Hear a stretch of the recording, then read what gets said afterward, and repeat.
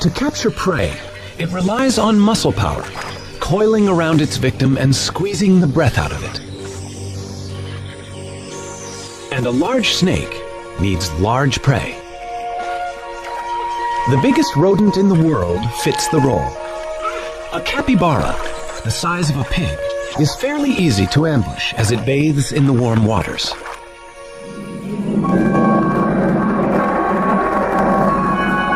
The snake must have teeth strong enough to hold on to such lively prey, and be ready to loop its body tightly around the capybara to avoid being bitten or scratched.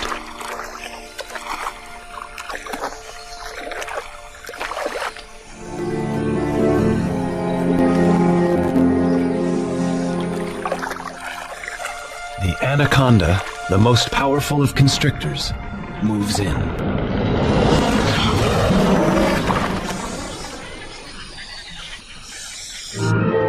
Look out, Jimmy. Hold that head, hold it. I can hear Jimmy's cries for help.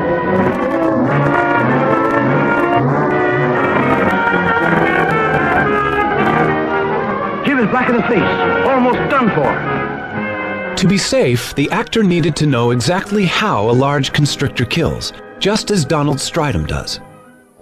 I caught the snake on somebody's farm. It had eaten something really large, and the farmer was worried it's going to eat his dogs or even maybe his children, which isn't totally unrealistical. Have a look at that. Yeah, it's getting me around the arm here. I can really feel it. You get this area here. I mean, you can see how it's stopping the blood supply there. And this is my arm, so I mean, I can handle. I can wrap it off me here. But can you imagine that around somebody's neck? That's pretty tight over here. This movie that we watched. We've just seen it with this Jimmy, where it had wrapped around him. It wasn't totally wrapped around his neck, not like the way this has got me around the arm here. With Jimmy, I could literally see that he turned around to get this python around his body, and it wasn't a natural constricting pose. Whereas this snake has got me. I mean, look at that, my arm's going quite red there. You're going to have to try and make a plan here. It really got me. One thing I got right in the movie was that the python, like many other non-venomous snakes, are ambush animals. They will lie in ambush for their prey. It'll lie there, wait for the animal to come past, strike at it, bite it, and hook it with those 100 needle-sharp teeth. It then throws coils around this animal while it pulls the animal into the coils. It then asphyxiates the animal. Every time it breathes out, it tightens more and more, and the animal dies of suffocation. If one looks into the mouth of this python, you can see a little circular tube, and that is the extension of its epiglottis. And it's very useful for a snake to have this, because what happens is, when it swallows, that'll extend right out of the mouth, and so it can still breathe while it's got a full mouth of antelope. I think the snake deserves to be released now, so not to stress it too much, I'm going to release it here in the bush. And this looks ideal here. And as soon as I let the head go, that's it, I can feel the coils have immediately relaxed on me there. And the snake just wants to get away. Straight into the bush there. Wow, look at that arm. This arm's gone really quite red there. What a relief to have that off. This is great. I love letting snakes go back into the bush. It's such a nice feeling. You can do something for them as well. It's a nice feeling for me, and hopefully for the snake.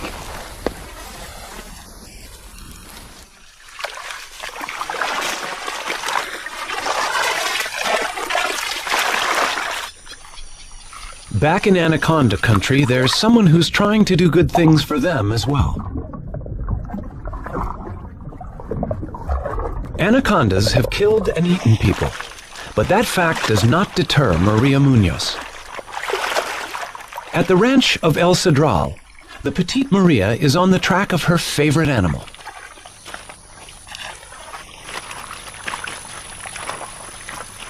She works with her assistant, Ramon. A snake longer than 10 feet always requires 2 people for safe handling. How many males do we have? It's the breeding season for anacondas, and Maria recognizes this group as small males. She hopes they will lead her to the much larger females somewhere nearby. The males are placed in bags to keep them out of the way. The female they find is 13 feet long. Maria uses a trick to calm it down. No. She dips its head in the mud so it can't see.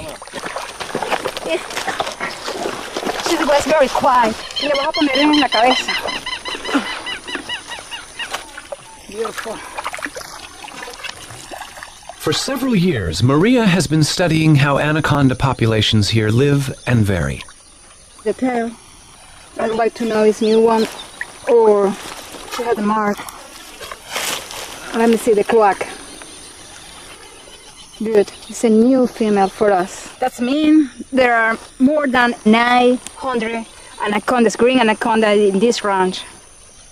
Before Maria began her work, no one knew how many anacondas could live here. Now, by taking blood samples for DNA, she is also getting some idea about how they are related. But of course, she still needs to know how long these giants are. Her personal best is nearly 20 feet, about 10 feet short of the world anaconda record.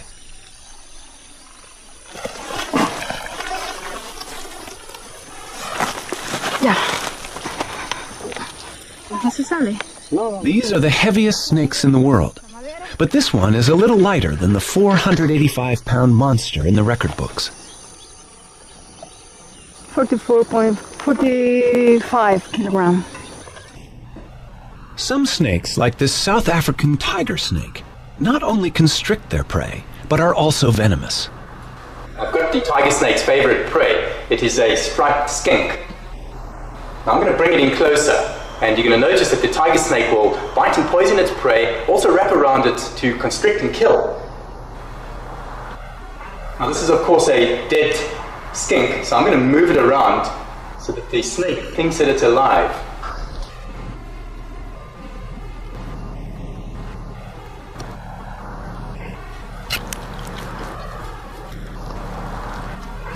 The tiger snake's venom is weak, so it needs to grip the lizard firmly, not only to prevent escape, but to limit the risk of damage to itself during a struggle.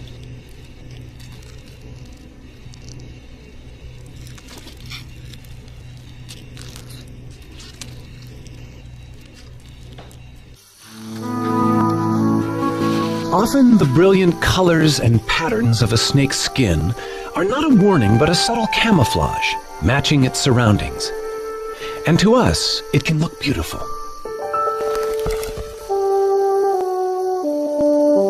Scales come in endless varieties of shape and structure.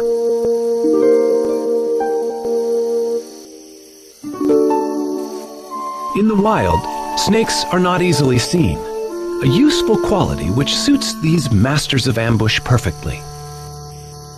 But the beauty and subtlety of snakeskin has also been their undoing for thousands of years. As any snake grows, it must shed its outer skin like an overtight suit. The new scales revealed are at their best.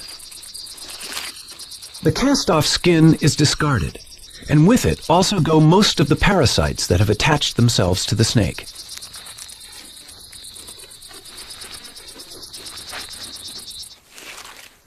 The regular shedding of dead skin has special significance for rattlesnakes.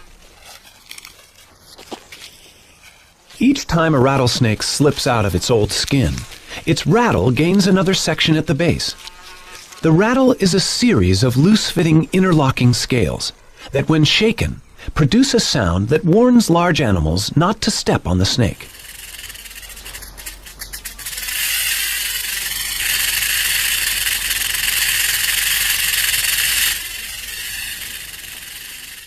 Although only a warning, the rattle has been the snake's downfall. Their noise makes them easy to locate, and as a result, tens of thousands are killed every year. I hate rattlesnakes. J.P. Jones sees rattlesnakes only as potential killers of people and livestock. He's hunted them since he was a boy, but recently he's finding it harder to find them. He simply can't hear them, even with the listening apparatus he designed himself. There are rattlers around, but many are becoming quieter. Ruthless hunting is exterminating the loudest, and a greater proportion of snakes with weak rattles are living and breeding. Not having a loud warning, of course, makes a snake even more dangerous. But JP is undaunted and his roundup goes on, presumably until only silent rattlesnakes survive in his part of Alabama.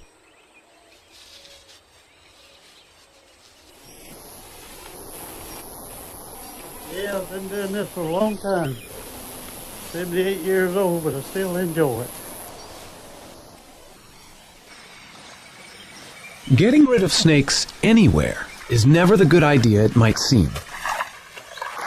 Farmers in Vietnam didn't value the many snakes that once lived in the paddy fields until they vanished. The snakes were trapped for food, and the rice crop was attacked by rats.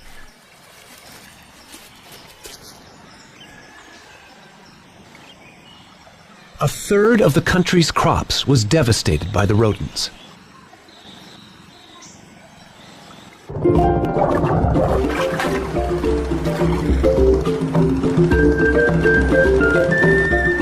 Only the return of natural predators, such as pythons, could save the farmers' livelihoods.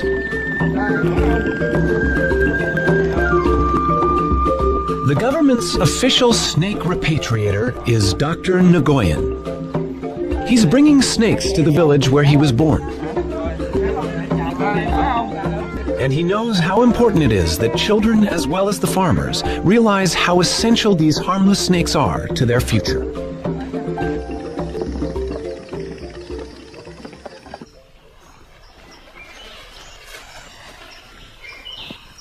Each python released can potentially eat about 100 rats a year.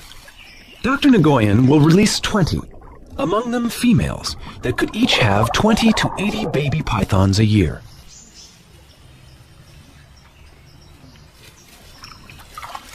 In the battle against rats, each snake in a paddy field is worth far more than those that are sold to be eaten.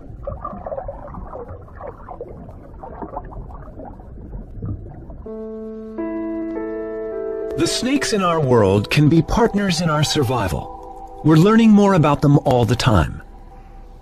But there's always a new twist. Well, sometimes when the snake shed, it's not a complete shed, and we have to help it. And in this case, the top scale wasn't quite off, and I think I can get it. Now he's all done. A snake with two heads.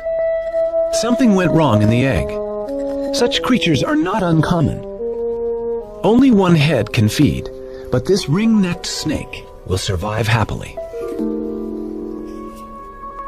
It's very interesting how attached people get or not get to their reptilian pets. Most people think that how can you get attached to a snake or a lizard as compared to a fluffy kitten or a cat or dog?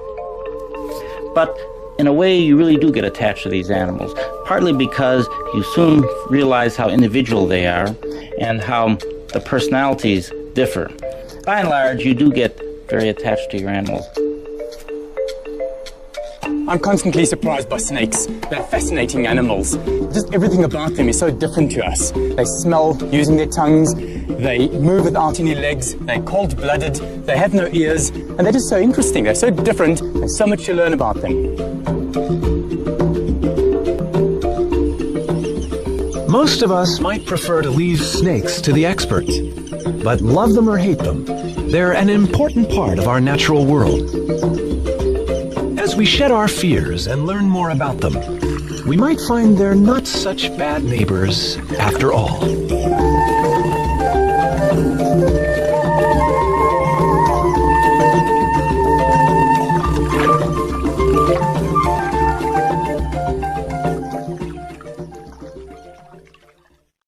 To learn more about what you've seen on this